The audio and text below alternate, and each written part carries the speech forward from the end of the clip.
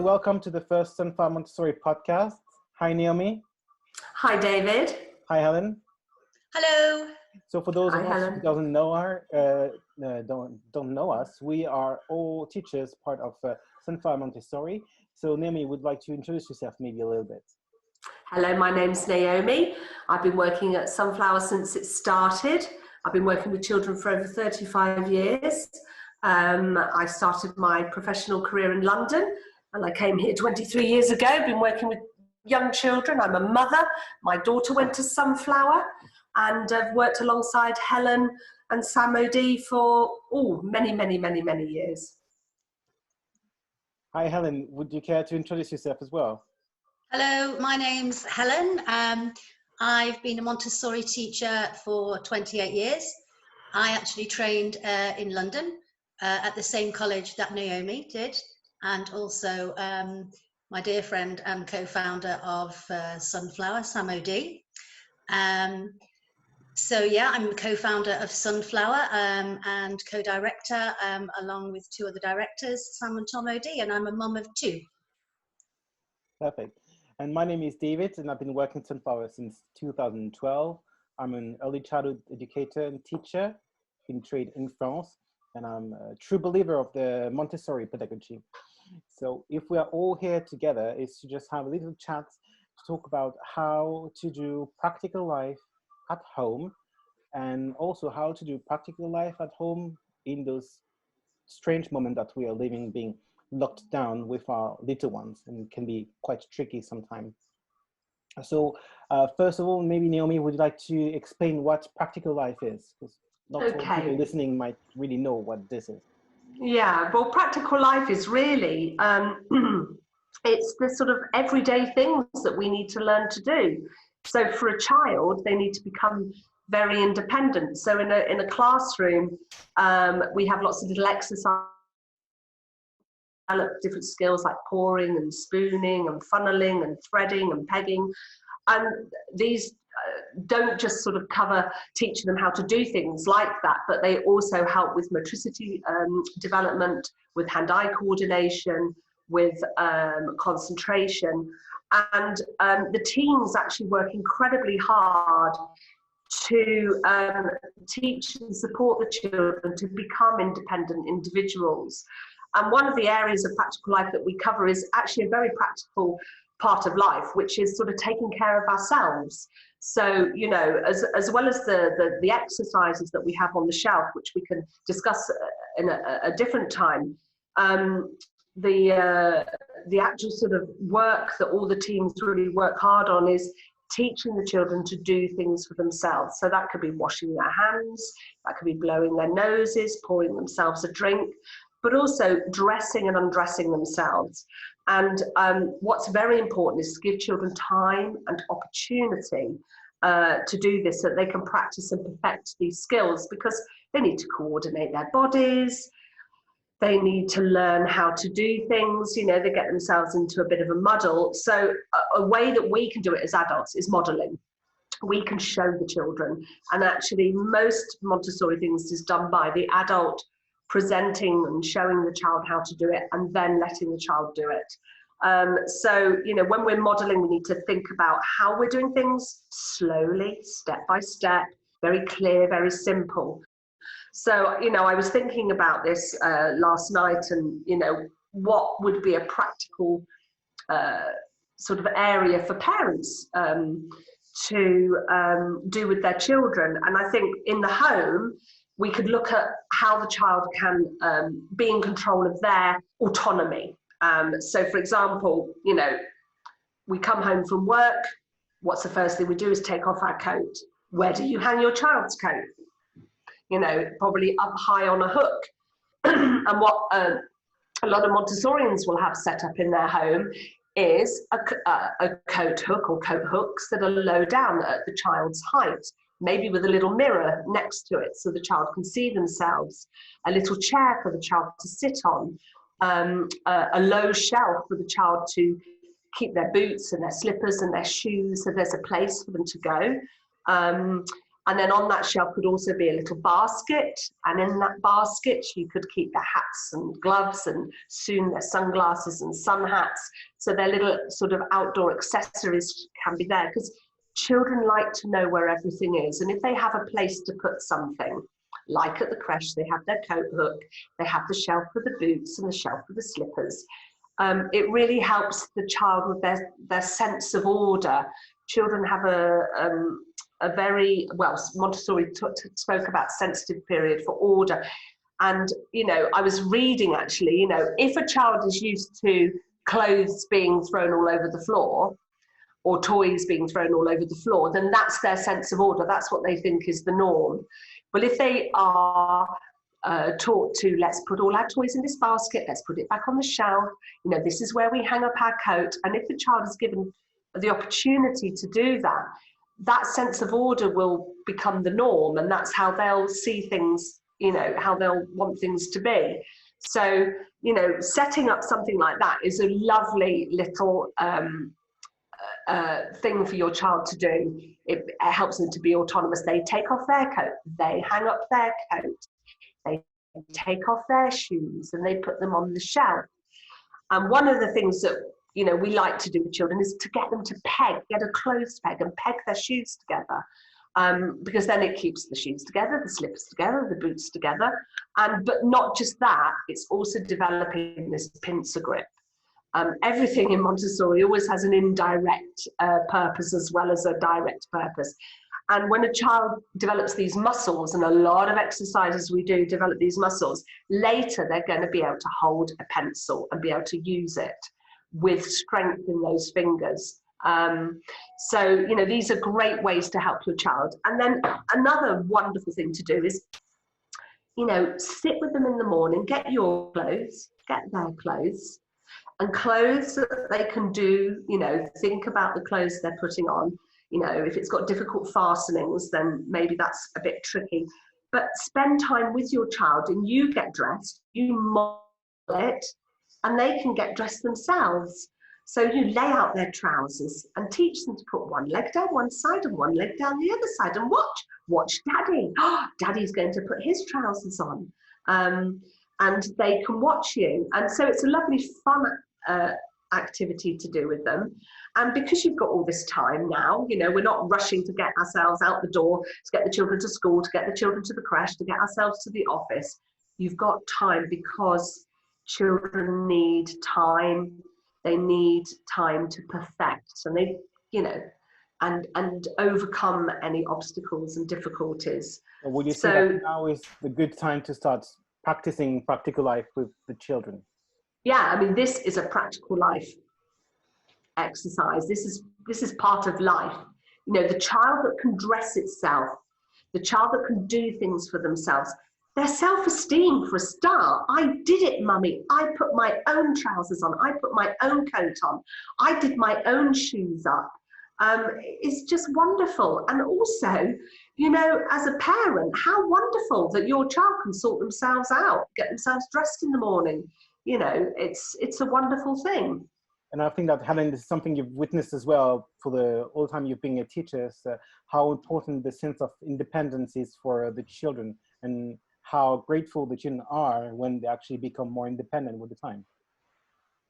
I mean, you can just see a joy on their faces when they can achieve things by themselves. And it's very important because it assists the teachers, the parents, and also within the team with their peers. And right now, thinking about when we go back from this very difficult time we're all experiencing, I think parents can really assist us and their children to start to be prepared to come back to Sunflower, which we're all longing for. As Naomi spoke about these exercises, care of self, when the children are in Sunflower, these are lessons that we do on a daily basis, and we call them lessons of grace and courtesy. For example, washing hands.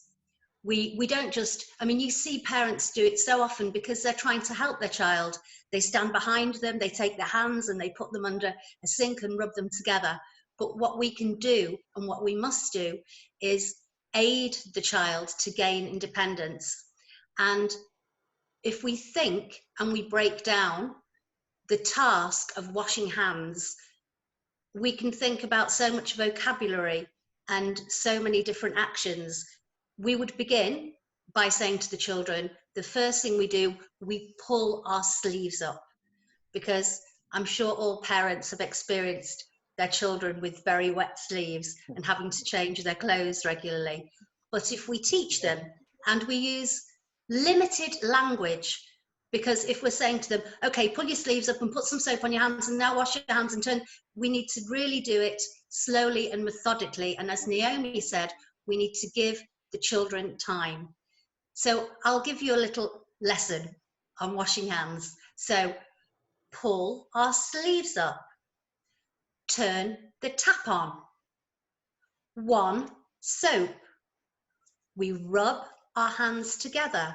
Then we would talk about the parts of the hand. If we think about the hands, we have a palm, a back, knuckles. Show me your knuckles, show me your nails, show me your fingers, show me your thumbs. And I think we're all aware that when we go back, we're going to be doing a lot of hand washing. Yes. So if the parents can assist their child at home to learn this very important life skill and give them that independence of washing their hands thoroughly, that will really be a great aid to them and give them their independence of washing their hands. Another one, which is going to be very important, blowing noses. How many times do you see an adult come up from behind a child without saying anything to them and just wipe their nose? Imagine if somebody did that to us. You know, it's terrible. But until we observe and we see what we're doing and we question what we're doing, then we're not going to change our behaviour. And now's a great time that we can think about how can we assist the children. Then we would break that down, we would do a lesson on it. These things that we're teaching the children have to be age appropriate and they have to be achievable. And the children have to have time, and it has to be prepared. As in a Montessori classroom, it would be a prepared environment. So the tissues have to be reachable and the bin has to be reachable. And again, we would break that into a lesson. We would say tissue box, tissue, thumb, fingers, nose. We close our mouth, we blow, we pinch our nose, and we put the tissue in the bin. This would be great if we had a lot of our toddlers coming back to Sunflower who could efficiently, to the best of their ability, blow their noses. And as I say, these lessons that we do every day with the children at Sunflower, they're called grace and courtesy lessons. And if we just think about our actions, prepare the environment so the child, it has to be achievable, or otherwise you will see frustrations. And I think you all know what I'm talking about.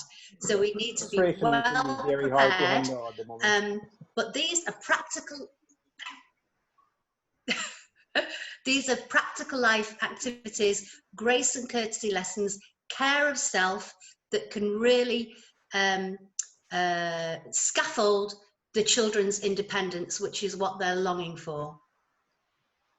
Well, thank you, Helen. I think this is very just sort of and just thinking of you, David. Sorry, what do you say, Naomi? Sorry, David. No, we got internet problems. Oh, sorry. No, I was just thinking, because David, you know, I mean, Helen and our children are all grown up, or almost grown up. But you're a parent of a young child, and you know, what sort of things do you do with him as far as kind of that autonomy, that doing things for himself?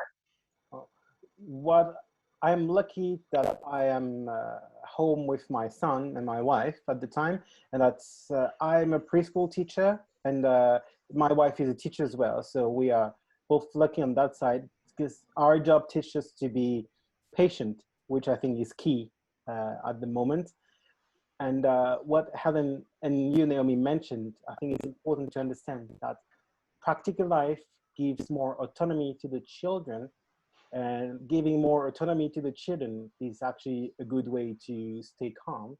Because when you're asking your child to do something and you don't have to help him because he's big enough and he achieved those goals of getting dressed by himself or washing his hands or sitting at the table, this is something that is easier for you, and it's so much joy for them to do at the time. And every time of the day is a good opportunity to learn something. Like you mentioned, learning the physiognomy of the hand when washing hands.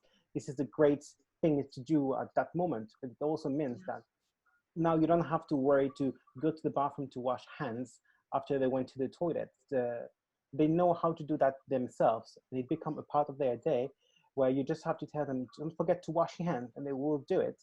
And you don't have to run down from the office from behind your desk to wash their hands, which right now is quite useful, not having to run around all the time. But it's also very important in terms of self-confidence, and to give that to the children. And also it is just a great moment to share with your child. And we are lucky enough at the moment to have no time pressure of being at the office by 8:30 and they need to rush to wash their hands, and you end up doing it yourself because it's faster like this. And I think the key is, that's what I learned when I became a teacher, is that all those things that you're doing at the moment, you're just investing in the future of your child, but you're also investing in your own future by giving them the independence. These are the keys of their future. This is how you get them ready to face the world that we are living.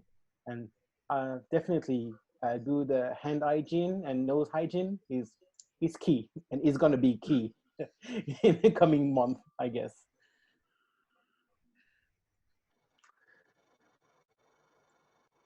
Can you still all hear me? Yeah, you broke up for just for a few minutes, but it's fine. You froze there, yeah. Yeah, my internet connection is not really good at the moment. Oh, bless you. Oh, there we go. Time up. Yeah, I think it's Already, time for us to wow. wrap up, because we have other meeting to attend later on. Yeah. So Okay. it was lovely to chat with you and to talk a bit more about practical life and how to do it. And hopefully, if parents who are listening or watching this have questions, they can just send us some message on the comment section, or if they want to talk about a topic, we'll be happily that we will do that. Well, it was nice to see you, and I hope to talk with you soon again. Yay. Okay. Thank you. Bye. Bye. Bye. Thank you, David. Bye.